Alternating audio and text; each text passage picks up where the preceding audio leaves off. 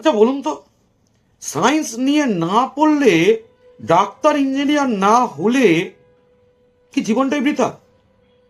আজকে একটা ছেলে আমার কাছে এসেছিল, আমারই স্টুডেন্ট। আগামী 18 ফেব্রুয়ারি থেকে সিবিএসসির ক্লাস 12-এর পরীক্ষা শুরু হচ্ছে। তো আজকে সে এসে আমাকে বলছে, স্যার আমি পারছি না। আমি বললাম, পারছি না মানে? বলছে, স্যার এবছর আমি পরীক্ষা দেব না। আজকে ভেবে দেখুন, 2 বছর ক্লাস 11-12 পড়ার পর যার সামনের মাসে পরীক্ষা, সে আজকে এসে বলছে যে আমি পারছি না, আমি পরীক্ষা দেব না। তো আমি ওকে জিজ্ঞেস করলাম, পরীক্ষা দিবি না কেন, কি হয়েছে? বলছে, স্যার আমার কোনো প্রিপারেশন নেই, পরীক্ষা দিলে আমি নিশ্চিত ফেল করব। তো আমি বললাম, এটা তুই একটু আগে থেকে পড়তে পারতি, যে কদিন আছে সে কদিন একটু ভালো করে পড়, দেখবি ঠিক মতো পড়লে সে কদিন হয়ে যাবে। ও বললো, না স্যার, আমার যে পরিমাণ সিলেবাস বাকি আছে সেটা এই কদিন পড়লে আমি কিছুতেই করে উঠতে পারবো না। আমি বললাম, বারবার পড়। বলছে, পড়ার সময় তো নেই, আমার এত সিলেবাস বাকি আছে। বলছে, আমার ফিজিক্স ভালো লাগে না, আমি অঙ্ক করতে পারি না। তখন তাকে আমি একটাই কথা বললাম, তাহলে ক্লাস 11-এর প্রথমে তুই সায়েন্সটা নিলি কেন?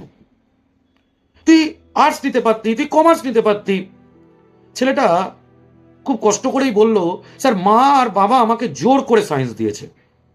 আমি সেই গার্জিয়ানের কাছে জানতে চাই, পাশের বাড়ির মেয়েটা বা পাশের বাড়ির ছেলেটা বা ওই আত্মীয়র ছেলেটা সায়েন্স নিয়েছে বলে আপনি আপনার ছেলে বা মেয়েকে জোর করে সায়েন্স দিয়ে দিচ্ছেন বা জোর করে তার উপর সায়েন্সটা চাপিয়ে দিচ্ছেন, এটা কি আপনি আপনার ছেলে বা মেয়ের কোনো ভালো করছেন? ও 23 বা মিনিমাম 5 মার্কস নিয়ে সায়েন্সে পাস করার থেকে একটা ভালো নাম্বার নিয়ে আর্টস বা কমার্সে পাস করলে কোনো স্টুডেন্টের ভবিষ্যৎ কি অন্ধকার হয়ে যায়? ডাক্তার বা ইঞ্জিনিয়ার হতে না পারলেই কোনো স্টুডেন্টের ভবিষ্যৎ কি ক্লোজ চ্যাপ্টার হয়ে যায়? সেই গার্জিয়ানদের কাছে আমার বিনীত অনুরোধ যে আপনারা আগে আপনার মেয়ে বা ছেলের ইচ্ছেটাকে একটু গুরুত্ব দিন, তাদের মেরিটটাকে একটু গুরুত্ব দিন। জোর করে সায়েন্স চাপিয়ে দিয়ে উল্টে তাদের ভবিষ্যৎকে আরো অন্ধকারের দিকে ঠেলে দেবেন না।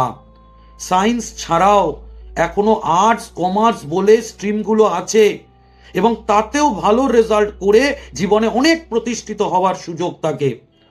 তাই এই স্টুডেন্টদের দেখে আমার কষ্ট হয়, করুণা হয়, দুঃখ হয়।